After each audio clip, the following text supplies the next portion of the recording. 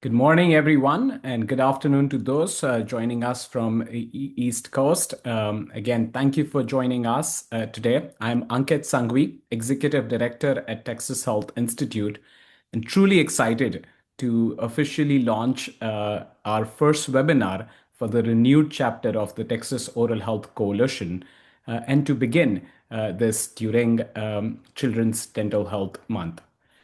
Today's discussion reflects exactly what this coalition is designed to do: bring together perspectives from different parts of the system and to explore how we strengthen child health in Texas in a more connected and efficient way. I'm especially grateful and excited for our two panelists joining us today. One, Dr. Carmen Martinez, a dentist, brings her experience and perspective from frontline community dentistry and who has now evolved into a role within a Driscoll Health Plan that's part of the Driscoll Children's Health System serving South Texas children and families, offering insight into how care design, pathways, access, and population health intersect. I'm also excited to be joined by Dr. Joaquin Villegas, bringing a family medicine physician by training, bringing that physician voice, academic perspective, and urgent care setting experience, and bringing his experiences, seeing firsthand how unmet oral health needs influence broader health outcomes and long term health trajectories. We are fortunate to have both of these lanes represented today and really looking forward to the discussion. Before I get started, just one quick housekeeping item. We have planned this discussion to allow for questions from the audience. So please, we encourage and welcome you to use the Q&A box for all of your questions throughout the discussion, but we will be taking them towards the second half of this discussion. For any technical difficulties or questions, please use the chat option and one of our team members will be more than happy to assist. Since this is the first webinar of the renewed chapter of Texas Oral Health Coalition, I would like to spend a few minutes for those of you new or not so familiar with this new version of the coalition. Again, the Texas Oral Health Coalition is building on the important work that came before, and we are carrying it forward with a fresh energy and a systems perspective. It's a statewide collaborative dedicated to improving oral health to advance the health of all Texans, led by Texas Health Institute. We at the Institute are honored to serve as the backbone organization, not to elevate one sector, but to convene partners, align data, strategy, and help move us from conversation to coordinated action. This coalition exists because oral health cannot sit separate from the broader health system, and because the future of Texas children and families depends on stronger and a more effective integrated system. Priorities for the coalition include advancing access to timely, accessible, affordable, and acceptable care. Second is strengthening prevention, because preventable conditions should not define our childhood. And third, bridging oral and overall health, ensuring that the systems are integrated, not parallel. To advance these priorities, we are focusing on four strategies: advancing policy, supporting and advancing research, strengthening collaboration, and expanding education across sectors. I would be remiss to not acknowledge the many people, experts, and wisdom that has shaped this journey and will play a critical role in the way we evolve moving forward. So with that, I want to take this moment to extend my sincere appreciation to our Coalition Advisory Committee members for their leadership in shaping this renewed effort. I would also like to take this opportunity to share our heartfelt appreciation for CareQuest Institute for Oral Health for investing in this next chapter and for recognizing that oral health is foundational to child health and whole health for all Texans. Before I turn to the discussion and the data, I want to offer one framing thought that contextualizes this discussion and why it matters. If you're serious about improving the long-term health, educational success, and economic opportunity for Texas children, we have to examine how our systems perform at the earliest stages of life. Oral health is one of the earliest and most visible indicators of that performance. Not because it is separate from overall health, but because it intersects with nutrition, learning, chronic disease risk, and family stability. So as we look at the data over the next few minutes, I invite you to think about it not simply as oral health data in a way that we think about epidemiology and communicating burden, but as signals of system design. Let's move to some data points that can portray the current landscape of child health and oral health intersections. There has been evidence over the years that has firmed this idea that tooth decay remains the most chronic disease of childhood. In Texas, roughly 1 in 4 Texas children or third graders have untreated tooth decay. This also mirrors something we see when we think about obesity, another chronic condition affecting Texas children, where 1 in 4 Texas children live with obesity. The parallel part or the insight is the conditions that affect oral health or poor oral health overlap with those affecting obesity. Diet, environment, prevention access, and non medical drivers of health, as we often speak to, the impact change or the impact they have on outcomes. Again, the takeaway is that these are not the isolated problems. They both share upstream drivers and they cluster in the same communities that are facing the greatest barriers to health and opportunity. This also means oral health doesn't seed outside the child health story. It is part of the same trajectory. And when prevention systems are strong, we see different outcomes. When they are fragmented, we see patterns that we see in this data that we have historically looked at. Next slide. When I look at this data, it does reveal a lot of insights for system design and as we move forward. When a child develops significant oral disease that is unmet, it rarely reflects a single point of failure. It may reflect missed anticipatory guidance. It may reflect challenges navigating benefits.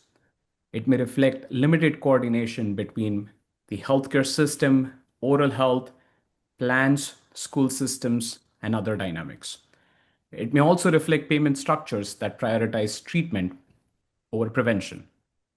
And it often reflects broader inequities, the same factors that influence obesity, asthma, and other chronic disease risk that will show up later in life. So, oral health, in my opinion, becomes a diagnostic lens. It helps us see where prevention is misaligned, where integration is incomplete, where accountability is siloed. And if this story and patterns persist, it is unlikely that our broader child health system is fully aligned either. But I'll move this conversation from a despair to that of opportunity. And the opportunity before us, next slide, is not simply to increase dental visits or access. It is to ask whether our child health infrastructure is organized around sectors or around the children and families we seek to serve. What would it look like if oral health were treated as a core whole health infrastructure and integrated into overall health pursuit? Would prevention matrix be shared across systems? Would health plans be measured on integrated outcomes? Would workforce models be more team-based? Would data flow more seamlessly? And these are again system design questions, not specific to one sector. And they require the kind of cross-sector dialogue that we are having today. And so with that, again, I'm excited and fortunate to have two leaders and experts who are operating within these different parts of the system, but bring very unique perspectives, or I would say a mix of perspectives that is really something that gives me more than hope, but a realistic optimism on where we can foresee changes. Again, I'm pleased to be joined by Dr. Carmen Martinez in a role currently with Driscoll Health Plan, but a long history of being in the FQHC space and on the front line of community dentistry, both in North Texas and over the years in South Texas. And also, again, excited to have Joaquin Villegas, again, in his current role within the UT Health Houston system, but also the role he plays in seeing families, kids, and serving communities, both within that academic setting, but also in urgent care and community settings. And again, I'm excited to have you both joining us. And I'll move now to the experts in terms of leaning on their insights. So Carmen, I'll begin with you first, and Joaquin, a same question for you that I would love for you to follow. Given both of your unique backgrounds in terms of your training, the communities you call home, the trajectory both of you have had in terms of where you're coming from, where you are today, I would love to just get your big picture perspective on your journey, your experiences, and what they have revealed about oral health and its connection to overall health of children in Texas. So Carmen, on to you. Thank you for having me here. It's been very exciting to see where, I guess, dentistry can take you. I started off at FQHC down in the Rio Grande Valley, and it was I guess, eye-opening to see how many people really don't visit a dentist or their ideas of taking care of their teeth. A lot of them being cultural. For example, I had this one family who would come visit us, and they were scheduled for a tooth extraction, and they missed their appointment. It was a husband and wife and children. They missed their appointment. We rescheduled them, or when we called to reschedule them, we wanted to see what was going on. You missed your appointment. They said, well, we can't extract a tooth on the full moon because we won't heal. Like, what do you mean? It's like, well, no, we're told that when you get a tooth extraction, when there's a full moon outside, it doesn't heal. There's a local curandera, or like a folk medicine doctor, that they would see in their little town, and that was one of their beliefs. So it was very interesting to me to see that this goes beyond just their access to care, but their beliefs of care, of how to take care of their teeth, what they, their approach to it, how they were going to handle it. And when I worked in North Texas, it wasn't quite the same because it was a different population, but it was still families coming, some on bicycles, to come to their dental appointments, which was very interesting. So there was a lot of eye-opening experiences that we had that go beyond just dental. And that's what makes this so important, is looking at every aspect around not just taking care of our teeth, but why are we not? What are we doing to make that happen? And how are our fellow healthcare providers helping in that movement? And yeah, I just want to echo some of that too. I think as a family medicine doctor, primary care, I think there is this notion, even amongst us providers, right? Physicians, MPs, PAs, dentists, that, like, or primary care and dental health is different. But I think they really are part of the same kind of holistic approach to medicine. A lot of times people don't, well, they'll, oh, I went to the doctor. Oh, yeah, I went to the doctor. But yeah, but when's the last time you went to the dentist? And it's kind of hard, especially for us as in primary care or family medicine. I'm part of like something called the 100 Million Mouths campaign, where I go around different residency programs and kind of for family medicine or primary care, and try to advocate for the role of integrating oral health as part of the annual checkup, because it's very important, right? I think here I have a colleague, she's a pediatrician, and she always says, healthy kids become healthy adults. So that's always something always to very much keep in mind. I think especially when you start to realize that having good oral health, or having poor oral health for that matter, can lead to worse health outcomes as adults. For example, they will have higher risk of cardiovascular disease. They'll have a higher risk of metabolic disease, such as obesity and being overweight, like you mentioned earlier. And right now, biological aging is all the rage, but they've done studies too about how poor oral health leads to worse biological aging as the patients get older. And I think that's something that we see a lot, and it's very important to be able to bridge that gap and be able to integrate primary health preventions for both oral health and regular health. You're already at the doctor getting your vaccines, you're already getting your checkup. Might as well get your dental checkup there for whatever we as non-dentists can do to help you. But for sure, there's plenty of opportunities to grow in that field. Yeah. Thank you both. I appreciate this. And Joaquin, I'll stick with you. Given your experiences and the way I've understood your work and your vision, or the opportunity around oral health, I would love to see if you have a patient story, or maybe your experience just as a clinician navigating through this dynamics, or even anything that you've seen from a policy perspective. As a recent example, that illustrates where our health system breaks down or succeeds when we integrate or look at oral health differently.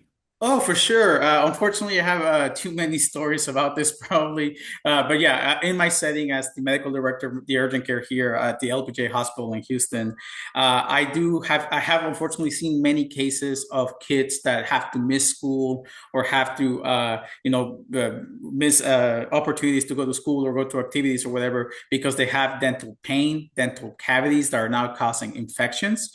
I actually looked it up. I think. Uh, Apparently, every year, about 50 million school hours are missed by kids in the US because of dental health issues, either dental pain, infections. So I think that's a big number, and I have seen it. Unfortunately, with I remember this one particular case. I think the mom was in worse pain than the kid because the kid was crying from this pain, and the mom is already telling me like he already missed out so many days from the school year because of this one tooth that just will not get better, and she's unable to afford a dental follow up, and she was afraid because the school is already telling her that he's gonna have to be put up for I'm forgetting the word, like for missing too much school, like he's gonna have to repeat, and I'm like, oh, that's horrible, and but unfortunately, I'm not a dentist. I can't take out the tooth. Here's your antibiotics, and you try to help them with the follow up. And I think one big thing about that, and I'm sure we'll talk about it later, is how the schools can be a perfect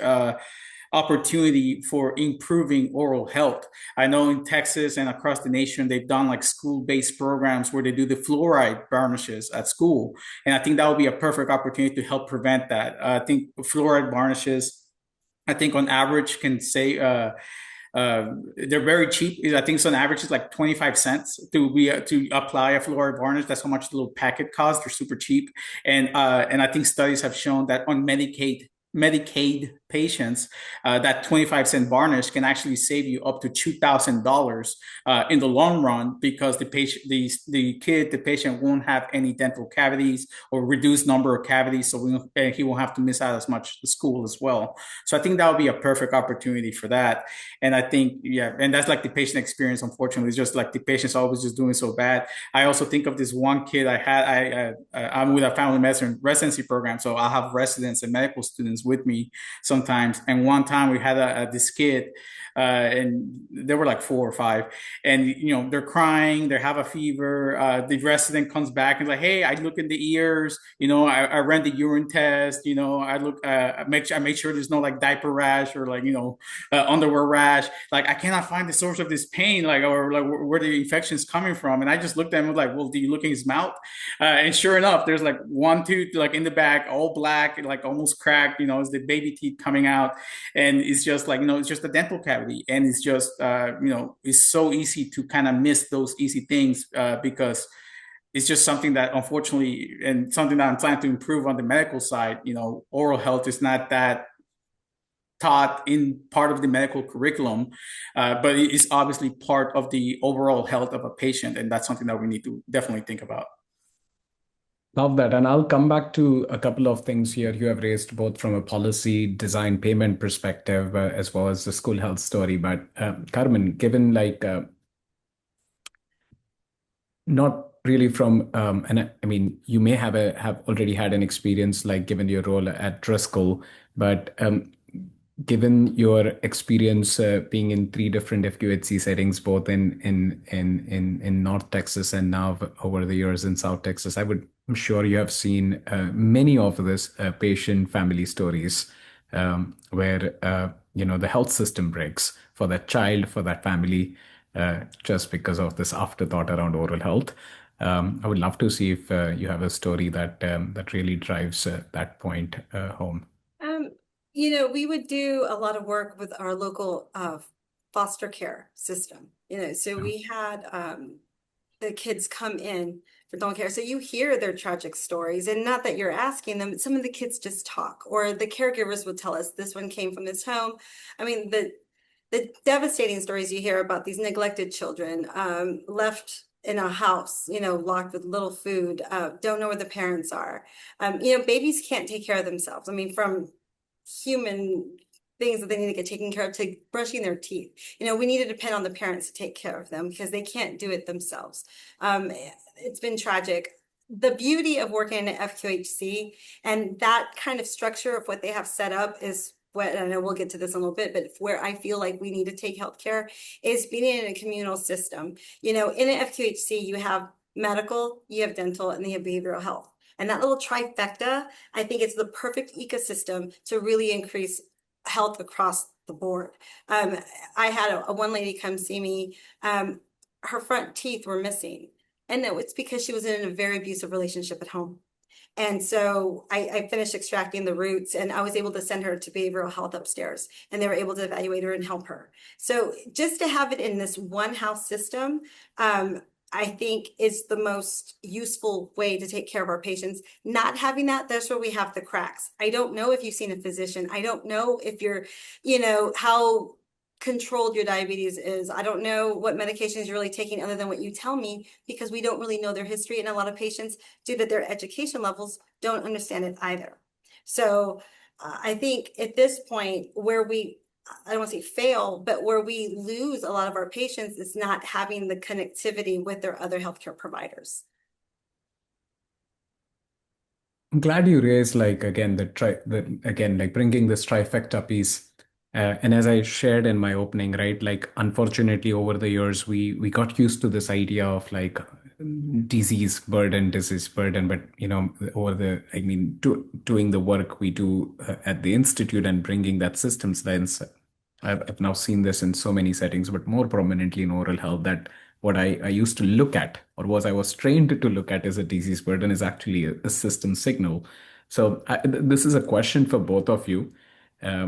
But Carmen, just since you brought that perspective, I would love to begin with you, and then Joaquin, would love your perspectives here as well. And I appreciated you tying your role on the residency program as one way from a workforce perspective. But what systemic barriers within care delivery design, payment structures are preventing or are the biggest roadblocks that we unfortunately continue to have this conversation even when the connection is so obvious?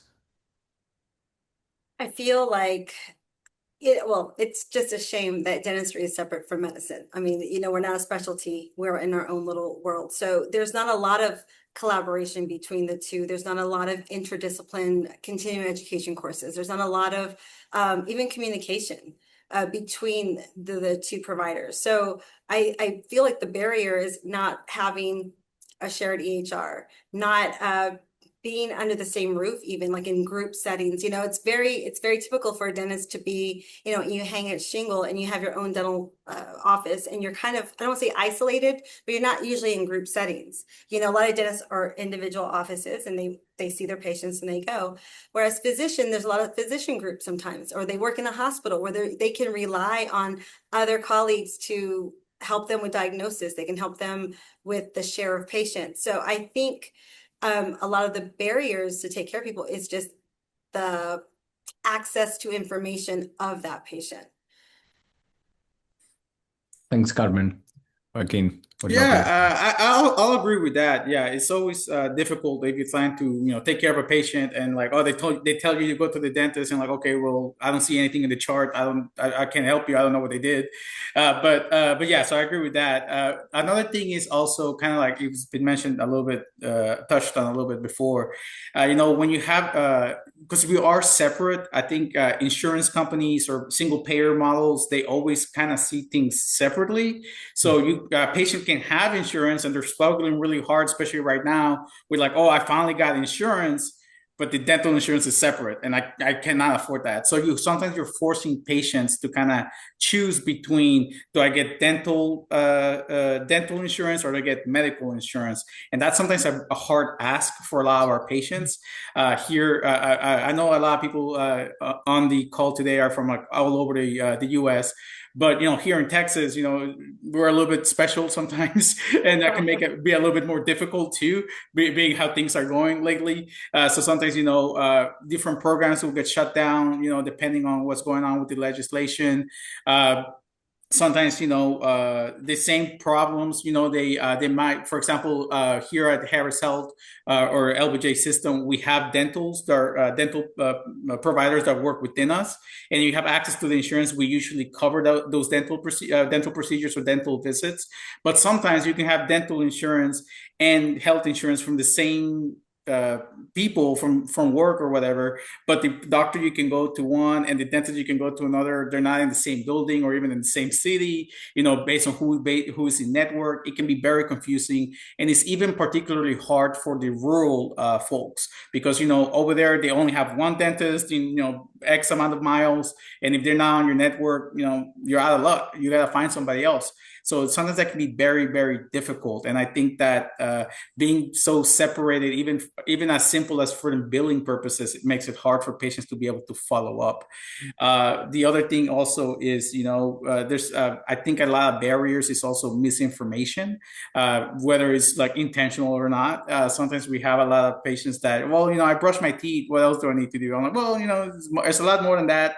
Like I mentioned, fluoride varnish earlier. I had in my practice, when I'm not at the urgent care, I work in a PCP clinic, primary care physician clinic, and I'll have patients and we offer them the fluoride varnish, like we have them, it's available to them, but they'll say, no, I don't want that because X, Y, and Z, or like I saw on TikTok that fluoride gives you cancer. I saw on TikTok that's poisoning my kid, or it's gonna give me autism, or whatever is the flavor of the month that day for the TikTok medical TikTok going on.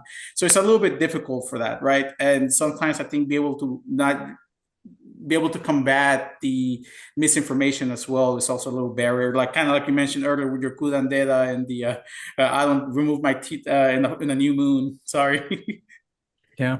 Well, can I add to that really quickly what you said, Go for it, Doctor? Carmen. You mentioned also too about the medical insurance and dental insurance. Unfortunately, dental insurance doesn't run the same either. It Yeah. doesn't cover a lot. It's kind of basically, I don't want to say a discount plan, but it doesn't cover as much. And dentists, just as we know here, dentistry is very expensive because there's a lot of procedures that are done. The materials cost an arm and a leg, so it's a different idea. If we could just see a patient like, yeah, you got a cavity, here's a script, it would be a little different. But we have to numb you and infection control and all the other things that go into it. It's very pricey. And it is unfortunate. And I don't want to get into the whole, well, just pay dentists more and they'll do more. It's not that. It's just there has to be reform from the bottom up because it's just such an expensive thing. And the support that, the AMA gives, the American Medical Association versus the ADA, and the support they have behind that really helped define our insurance to begin with. And that's kind of affected our communities. Yeah. I appreciate like the takeaway, Carmen, here is like again, I mean there are too many bites of wisdom and ideas in everything both of you have shared, but like I loved that we have to stop being in this mindset of like give me more and I'll do more. Right. Uh, Yeah. because yeah, we are kind of like getting more into exacerbating the current system inefficiencies rather than resolving them. So I love that, and again, Joaquin, I really appreciated while I think I like to look at systems.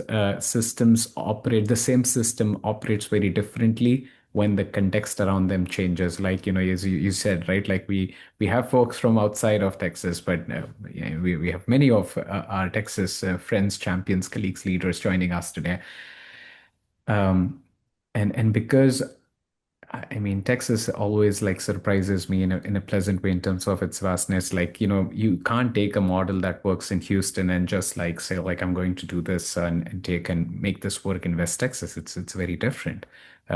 So I appreciated you bringing in that contextual lens in terms of information and access, and then also Carmen, to one of your earlier points in terms of culture, just community perceptions about things and how this comes together. So I'm going to noodle on that for a bit, but I am dangerously optimistic in terms of what could be possible. So I don't want to just limit this conversation to the barriers, the inefficiencies, but There are time and again I've seen glimmers of hope, glimmers of real leadership and solution that has already started to connect the dots in ways that that pleasantly surprise. But then there is a challenge in terms of like scale, replication, adoption, and whatnot. So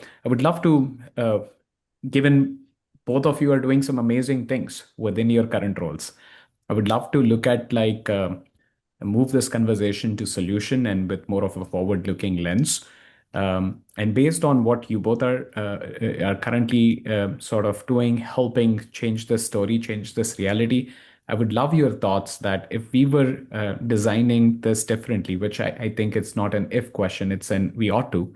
Um, what are some solutions? What are some things we could be doing differently from a dental perspective, from a medical perspective, from a plan perspective, from a policy perspective that would make this a more integrated, a more efficient, a more easier to navigate system and journey. And I often always have this reminder that yes, we have all of our clinical expertise hats, but at the end of the day, we are patients and also caregivers for our loved ones. So we experience these pain points ourselves. So what can we be doing differently, and what's happening if you have reasons to, or if there are things to elevate that we need to see more of?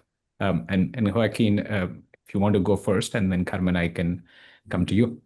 Oh, sure. So I think the biggest, one of the biggest things is we need to kind of shift kind of the paradigm of, at least I'm family medicine, so I'm preventive health all the way. So to kind of think about, it's always important to reinforce that, prevention is a lot more important than curing later on, because if you prevent it now, it's a lot easier and cheaper than to kind of take care of stuff once it's already off the rails later on. So I think a big thing is, and one thing that I advocate a lot for is, that oral health integration as part of your annual checkup. Everybody already knows you need to go to the dentist, every 6 months, right? But I think one of the big thing is being able to kind of bring that into the health center situation, or bringing that to where the patients are. So if you're in a community that people only go to the main PCP, the main doctor, like the doctor should be able to have somebody, or themselves, I've done it myself, apply fluoride varnish. Now I won't be taking care of anybody's cavities or doing anybody's root canals, right? But I can at least help prevent them from having to get those procedures later on. I mentioned earlier school-based programs. They have like a day where somebody shows up and kind of does the fluoride varnishes at the schools. So you're making sure that those kids are able to get that health access. And they've shown that this helps a lot, can reduce up to cavity incidences up to 72%, which is very good. And the studies that they've done on this shows that this is the more effective in low social economic status communities. So because for some people, going to school is the only time they'll be able to go to the dentist, quote unquote, or get this fluoride varnish done. For some kids, that's the only time they even get food, honestly, when they go to school. So sometimes being able to do that will be very beneficial.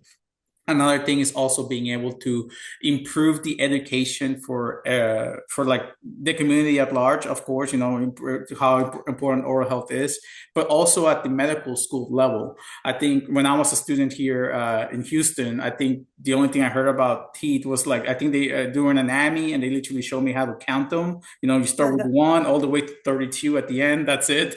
Just that's all I know about teeth after I graduated medical school. And I feel like once you're ready out in the community, when you're a PCP, when you're like a primary care doctor, you're going to see a lot of oral health issues, and you kind of have to educate yourself on it. So I think being able to implementing that into the curriculum will help a lot.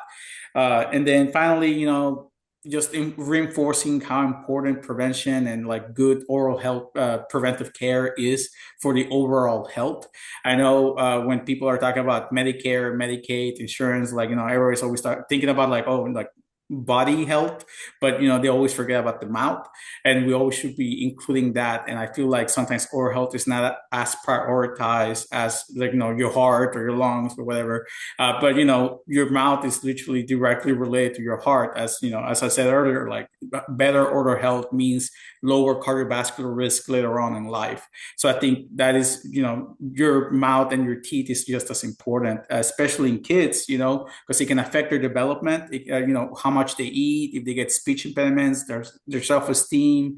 It can also affect, like I mentioned earlier, like if they have to miss school because of the dental pain, can cause a big repercussion later on. So oral health is, I think, it just has to be reinforced just how important that is to the overall health of a person, including from the first time they get a tooth all the way until they're adults. Carmen, before I go, I want to kind of like make a mention, but also kind of like recognize a different aspect of like, you bring is, like just this last couple of months, there has been a lot of focus on access and affordability more than access, given all the changes. And to really solve the affordability puzzle, we have to look at like what's actually driving up the cost. Uh, we tend to see the more easy answers, but when you look beyond those easy answers, it actually starts revealing the pattern. And one of those is the cost of our chronic disease burden. That is both a key contributor to the cost drivers in our healthcare expenditure as a system, but also unfortunately affect both outcomes, quality of life, and key drivers of mortality across the US. So we just actually, I recognize that February is Children's Dental Health Month, but February is also observed as a Heart Health Month. And we did actually release a piece earlier today, kind of both recognizing the dual occurrence, but also that connection. So I really appreciated you shedding that light and connecting this both from the child health, whole health aspect, but also across the lifespan, and then tying it to this affordability design conversation that we often get lost within. Carmen, on to you. Um, well, I guess going back to the things that we could be doing, again, it does go beyond just, hey, let's dangle some money in front of you and you'll do it, because you need the buy-in, right? We all need to buy in. I will say for like Dr. Villegas, like how passionate you are and how knowledgeable you are, and all these extra things that you're doing for your patients means a lot because you're a physician. And then we know, a lot of patients, they trust their physicians for the most part. I know Dr. TikTok and social media has kind of changed some of that recently, but for the most part, their doctor, what they said, it's the law. Dentists, we have a different perspective, right? We're scary. We come with these big needles and loud drills, and movies make fun of us for being like weird and scary. So there's different perspectives on that. But for what we're doing to help kind of move that toward that way is a lot of what you said, Dr. Vegas. It's education. That's really where you can start, but from all levels, not just the patients knowing how important this is, but our providers. So I'm a dentist who works in an MCO. So we manage Medicaid for the medical patients, but I'm in here because they want to, I will say our leaders at B have really understood that oral health is so important for overall health. So we've had the opportunity to really kind of, I guess, expose dental or oral health into all of our aspects here at the health plan. So for example, in population health, there's movements really talk to patients and with case management about who's your dentist? Does something hurt? Let's piece you with your DMO, because in their enrollment files, we know who their DMO is. So we can tell them, hey, call, whichever one you're a member of, and let's get you seen. We get calls all the time about dental pain, and they call us because number one, they trust us. They know we're going to do it. And then they know that you trust your doc to get you there, we're going to get you there. What else have we done here? I go out to the hospitals with the residents and I do a presentation about oral health or encounters that they're going to find in the PCP office. So they're a little bit more familiar. They're not intimidated. They're not scared. Or worrisome, and they refer them out. And that also delays care. When you have a provider, a healthcare provider who doesn't know what to do with it, that might get delayed in itself, which can make it worse. We talk to our community health workers, get them just up on how to brush teeth and how to educate the people out there. We go to health fairs. We're in the schools, anywhere we can kind of put our mark in it and to kind of bring together dental and medical, we do it. I go out and talk to providers about what they do in their offices. I think one of the best programs out there right now is the oral evaluation fluoride varnish for the medical home. That has been fantastic. I think that gets a lot of doctors and healthcare professionals on board with wanting to put fluoride varnish. We debunk myths. Myself and our medical director, who's an OBGYN, we give education to pregnant women on how to take care of themselves. Because that's two patients right there, right? Mom and baby, what to do, with that, how to take care of baby afterwards. So any aspect we can get in there, we're gonna do it. And I'm very, very proud to be part of an organization who really puts oral health as part of the overall healthcare system. We don't see a lot of that. So, and Ankit, you made a comment earlier about integrated care, or maybe if there was like a P for Q in integrated care, if physicians were maybe, if we're going to talk about reimbursement, maybe incentivized for making sure their patients had good oral care.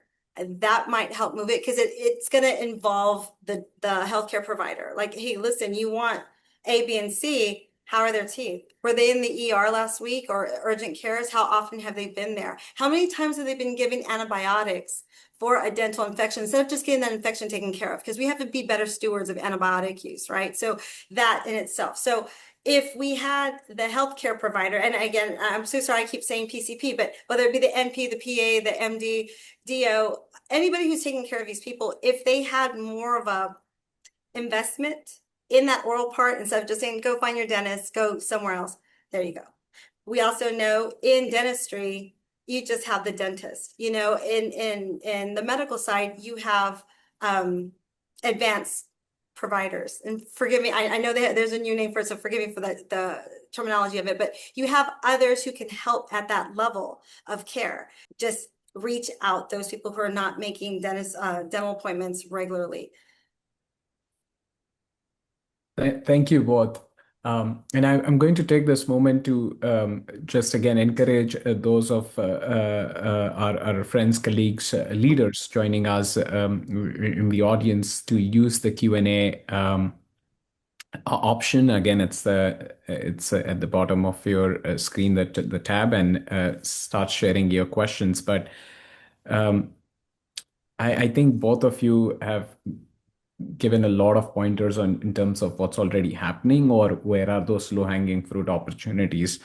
But again, as in my role leading Texas Health Institute, looking at this again with that broader statewide system lens, I would love to hear your hope, inspiration that if Texas has to move the needle on this story in the next 3 to 5 years, what are one or two things we as a collective, not just in our individual roles, we as a collective should work towards, can be aspirational to again move the story from like a good to have this aha to more of a norm, a reality that, mouth is not separate from the body and body is not separate from the mind, and the physical presence is not separate from the community that we live, work, thrive in. So I would love, yeah, again, any hopes, your inspiration, like Ankit, would be wonderful. I would love to be part of something that every Texas physician, every Texas dentist, every Texas health plan, every Texas dental clinic, or school would do. And if that's one thing we can accomplish in the next 3 to 5 years, we are moving in the right direction. Joaquin, I'll start with you, and Carmen would love your reaction. Sure. I think one thing that would be really good, I know my insurance does it, and I think a lot of insurance do it. Well, because I get a lot of patients that I'm here for my one free annual physical. So if like, insurances could like add like, or Texas, Medicare, Medicaid, whatever, they could add like a one free, like at least one annual preventive dental visit as part of the insurance, as like one of the benefits of that. I know a lot of patients tell me like, I have the dental insurance, but it covers not a lot or not much. But they do get their one free physical. So I was like, oh, if they could add ideal world, right? And everybody still gets paid, no worries. That they still make their every dental that they can pay, keep the lights on and everything. They should be able to do that. Another thing is to make part of the annual physical itself as well, an oral health component, like Dr. Martinez was mentioning, like making that part of that as well. Like, like the incentivize, like for example, I'll tell you, PCPs, doctors, like, there's quality metrics, right? They'll look at like your A1C, like if you're diabetic, like is your blood sugar under control? Is your blood pressure under control? What's the cholesterol, the average cholesterol of your patients? And those are metrics that they look like, that they look at. But, adding oral health as one of those quality metrics will be a fantastic idea to, if not incentivize, but to like at least make sure that providers are thinking about oral health as part of the overall health, just as much as we think about, somebody's cholesterol or somebody's blood pressure or somebody's blood sugar. I think that would be a fantastic approach to kind of get into that and to, again, raise awareness and raise the education of the providers that are seeing you, and to just not just think about you like, just from the mouth down, it looks like, because sometimes you have to think about the mouth as well. Can I just say right there what you said, Dr. Villegas, that was really good. And here at the Driscoll Health Plan, we are doing that. So one of my other hats that I wear here is I'm a clinical practice consultant. I go into PCP offices and I talk to them about their HEDIS measures, right? We talk to them about all their quality measures, everything they need to do and where they stand with that. One of them that we're incorporating this year is the oral health part of it. And have they seen, right? So there we go. We're moving that. So while I'm in there, there's no incentive to it, there's no anything to it, but we have a dashboard. And so on our dashboard, we're able to check your progress and where you stand and what the target rate is from the state. And then we get to see where you are as a provider. I'm sure you're familiar with this. So with that, we're adding that one on so we can at least check to see who's doing what.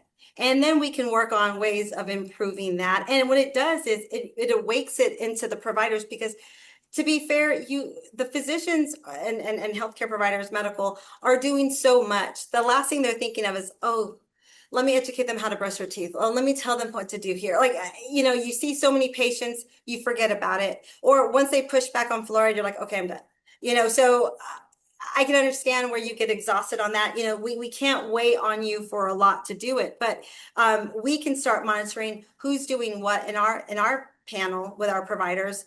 And I think that's a great way to monitor them on that. And so we'll see how that turns out. I'll come back with a follow-up to see what our docs are doing here in our area. So No, for sure. Because I think one big thing is like you said, the HEDIS measures. You're right. I do know too much about them because like I think they beat it into us every meeting that we have. But yes, so you have to think about it. And I think one thing is by making it part of that dashboard, I think it puts it on the organization's radar. And not only that, for some reason, once they know they're being graded on it, somehow the organization starts taking it seriously, and they start automating a lot of the things that they do. For example, like for high blood pressure, diabetes, all that stuff, we have a whole team dedicated to kind of help bring those numbers down. And I think by adding the oral health component to it, like eventually you will make the team start to build around it to like bring those numbers down as well. So I think a big thing is just being able to emphasize and like be aware that like, hey, this is an issue, we need to bring it under control, and B, like the support of the team support will come after you start setting your priorities. And I think just being able to recognize and setting that as a priority will make a big difference. sure. Love it. Carmen, I do have to come back to you to still answer the question. Like again, I loved, and I think I got more than a couple ideas, and some I would say are realistic in a way that I think we can pursue. But Carmen, like I heard, like we heard from Joaquin in terms of what we can expect of physicians. You can still expect of physicians, but I would also love like wearing your dental hat or also your health plan hat. Like, are there one, two things we ought to work towards prioritize to change the story in the next 3 to 5 years horizon? I would say really, truly, it's communication. I think between the providers. I think if there was a electronic health record that was affordable, that spoke, or some sort of health information exchange program, somehow, some way, to where me as a dentist, if I get a patient in my chair, I want to know when they were in the ER. I want to know more of their background, because as a dentist, sometimes, you're about to start a procedure, and, oh, hey, by the way, doc, I'm on blood thinners, or, like, oh man, like, we're just about to take out, 8 teeth, so little things that come up that we don't know. So I feel like patients fall through the cracks all the time. I think having that communication, and again, I go back to the FQHC, because you're in a, I say bubble, but in this beautiful little world, right? This little ecosystem where you have access to the information, you have access to other healthcare providers, you have these people who are here who are familiar with this patient, who know about you. Then on top of that, you have community health workers who go out and they can come to your house, they can talk to you. So you really it's a one-stop shop, but you get full comprehensive care there. So if that's not going to happen, or what would be neat to see, is if we had these housings created throughout, where there was a physician, healthcare provider, for OB, behavioral health, dental, maybe once in a while a specialist that comes in that wants to help, for whatever need they need in that area. If it was built more, and we had maybe a more universal payment plan, that wasn't just medical and dental, and vision something else, and hearing is something else, but if it was just, and I don't exactly know how the private works, but I know Medicaid does a great job of covering a lot of things. So if there was some sort of system built where it was almost like, even if they just had a max for the year, but it could be medical, dental, vision, glasses, hearing aids, whatever it is that you needed, I think not just, and I know this is the oral topic, but I think overall healthcare would increase. But it needs to start with the communication. And I think the having a record, knowing where they come from, knowing where they are. Again, I never sleep on the behavioral health side or the society side. I know, you see these kids with the silver teeth, right? It's not attractive. It's not nice. I know TikTok did some thing on it, with a silver tooth kid.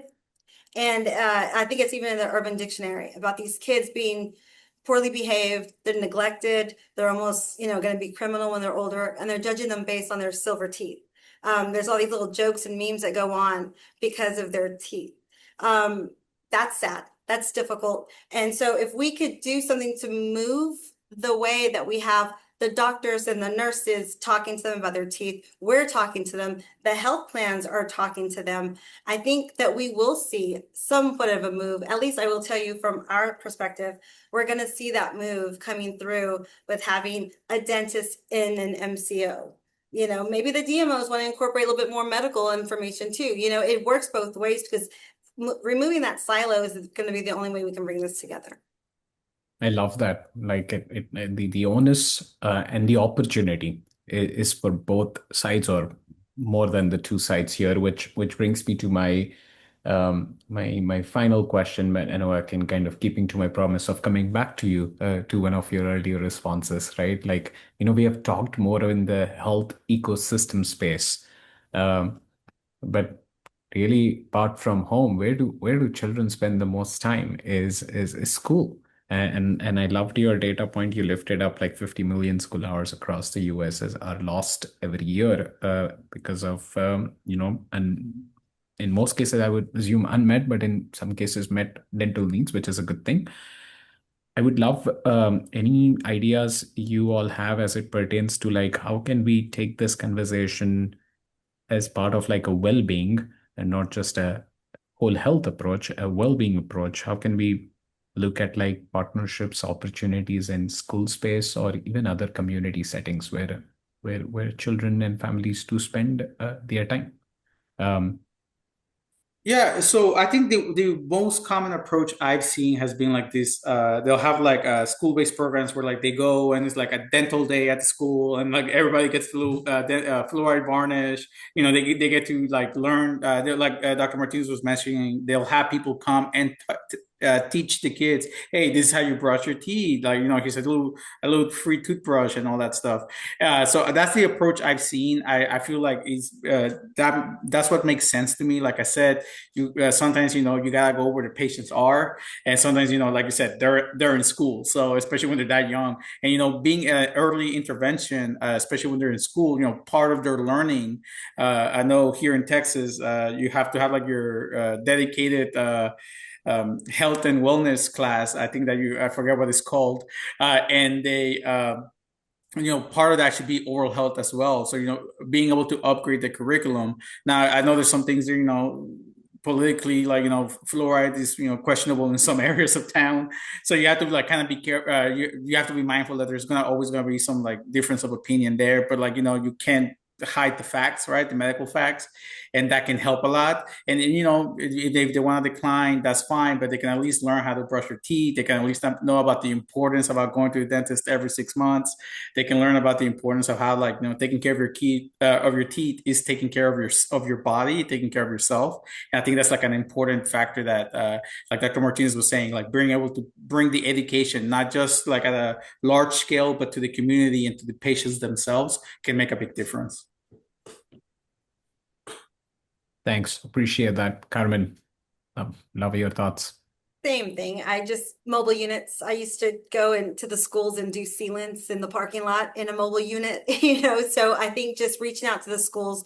I also give classes in the Head Starts to the teachers and the workers there to how to teach the kids how to brush their teeth. Also to little things like when they give reward systems, maybe not give candy, maybe give like little toys instead, little, because it goes into your diet, and of course this could be a whole other chapter, but just how inexpensive sugar is. And that's what makes it so easy too. And so I think just education, how to do it.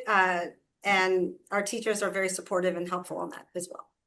Yeah, I love this. And really, I would love to continue this discussion, but there is a question in the Q&A, and it pertains to, right, like how current systems, like, rules with Medicaid, Medicare, kind of at times pose a barrier. And I mean, I'll try to respond to, I would say, a couple of comments actually that have already been included in the chat. But Joaquin, Carmen, would invite you to see if you have anything to share. But essentially, like, again, that's part of our responsibility and our opportunity is if the systems are not conducive, if there are barriers because of guidelines, I would encourage, like someone in the chat included, right? Like there are comments period where you have feedback on rules and design. But we often don't see the participation or responses that could truly be effective. So I would say, like, again, to maximize those opportunity, and I'm going to take that as a cue for us as the Texas Oral Health Coalition, as well as the Texas Health Institute, that what are things we as an institute, as a coalition, can be doing more of to provide those opportunities where we could be contributing to the system design conversations. And I think that's a lot of what I heard from you both. But again, I want to see if you have anything to add to that. Otherwise, I'll try to kind of bring the story together and wrap this up for today. Carmen, anything to comment there? No? For the sake of time, yeah, everything has been great. Thank you. Love it. So I'm going to have the team pull up some slides just to kind of like bring us to a close, but not a close in terms of the work that remains. And again, as I heard this conversation, it reinforced why coalition matters and the work we have to do, which is not to duplicate efforts, but to connect the systems and perspectives that unfortunately, more often than not, we would like operate in parallel. And again, as I said earlier, if oral health is an early indicator of system performance, then improving oral health strengthens the entire health ecosystem, not just for our children, but for our families and communities. And I believe, again, like coming into today's discussion, but really hearing from you both, I firmly believe that is the opportunity before us. And again, I'm grateful for both of you joining us today, but more importantly, that you do every day as part of your effort. I also want to acknowledge everyone who has joined us as part of today's discussion and those who registered but could not join. That you all do amazing work day in, day out, and I appreciate what you do, but also in your work and pursuits lies our inspiration. And while with that, speaking of all the greatness, I have had this honor to facilitate today's discussion and also have this honor to lead an amazing team. It's really the team that brings so much of this purpose and all of this magical things together. So I want to acknowledge Cody Price, our coalition and policy engagement manager at THI, and really our go-to on everything Texas Oral Health Coalition over the last 12 months. And I'm excited of what we have in the works as we look at the year and our work ahead.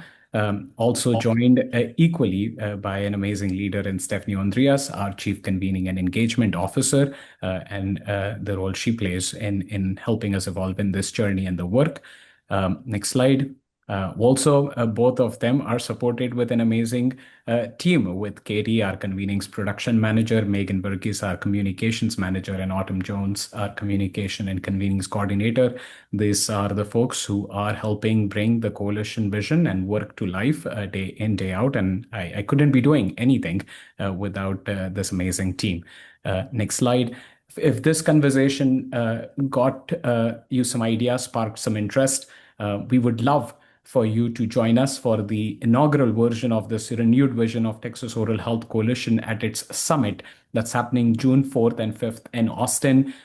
We are really encouraged with the feedback and responses we received on our call for proposals, and that agenda is shaping up as I speak. But registration is open, and today's conversation was just I would say, a preview of what we have in the works as we plan for the summit that's happening June 4th and 5th.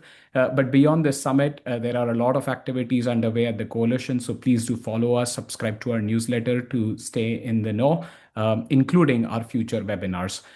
With that, again, thank you, Carmen and Joaquin, for joining me in today's discussion, and for each one of you for joining us for this webinar. We appreciate you and committed to working alongside you for our shared pursuit of a healthy and thriving Texas. Thank you. Thank you. Thank you, everybody.